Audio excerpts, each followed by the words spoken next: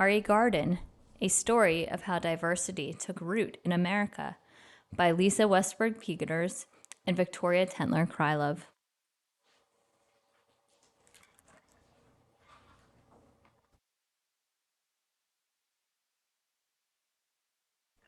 Long ago, a strong wind blew. It blew people, like seeds, to a new land.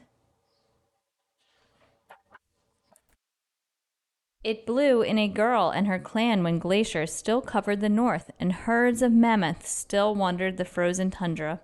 They walked across a wide plain and became the first people to live on the sprawling continent.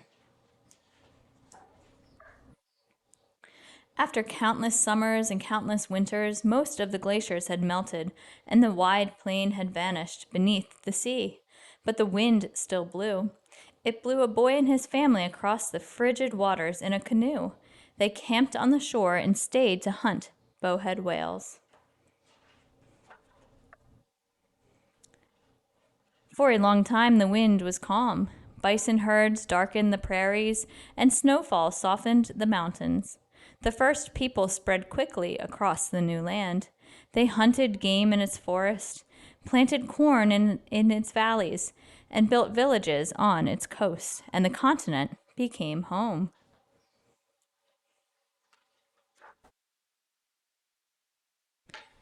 Then, much later, the wind began to blow again. It blew in newcomers from all directions. Some came peacefully, and others pushed aside or clashed with the people who had called the land home for longer than anyone could remember. From the north, the wind blew those who lived in the forest to a new home in the canyons and mesas of the desert.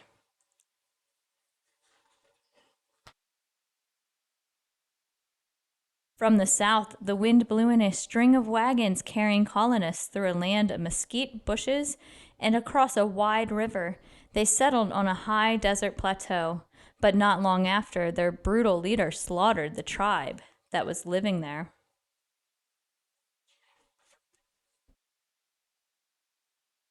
From the east, it blew in a sailing ship carrying boys and men who hoped to find their fortune in gold and silver. Instead, they found hunting grounds and villages filled with families. When they had trouble growing their own food, they took the food supplies of the villagers.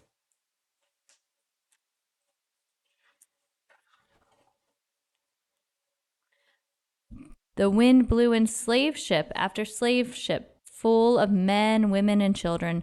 Traders had forced them from their homes and across the ocean to work from sunup to sundown in the plantation fields for people who did not treat them like humans.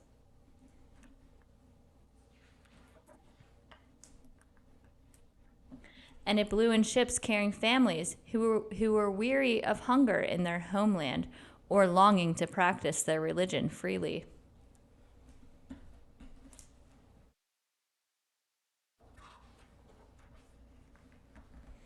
From the west, the wind blew in steamships carrying poor farmers who came to lay miles and miles of railroad track. For very low wages, they worked on the steepest mountain passes and in the deepest ravines, and many lost their lives.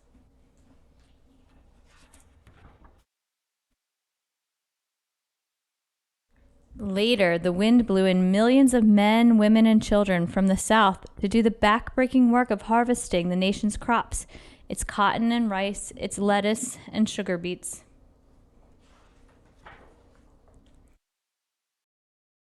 As more and more people settled the land, the nation erected a monument in its busiest port, welcoming everyone with these words: "Give me your tired, your poor, your huddled masses yearning to breathe free, the wretched refuse of your teeming shore. Send these, the homeless, tempest-tossed, to me. I lift my lamp beside the golden door." The wind still blows. It blows in a baby who sleeps while her mother cleans hotel rooms from dawn to dusk, and a grandmother who once escaped war in a rickety boat and now seeks shelter with her neighbors when a hurricane strikes the coast. The wind blows in a 13-year-old refugee who adjusts her headscarf in the bright afternoon sun and declares she will be a doctor someday. And a 4th-grade boy who plays the same soccer in his new home that he played in his first home.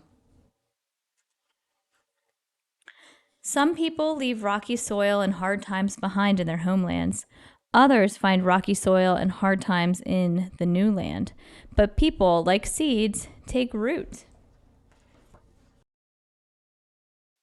Their roots form a tangled web, their branches form a delicate filigree, and their memories, some painful, some proud, and their enduring hopes for the future linger and mingle in the air. They become we, and we become a garden of friends, family, and neighbors, a garden of Americans who turn to face the wind.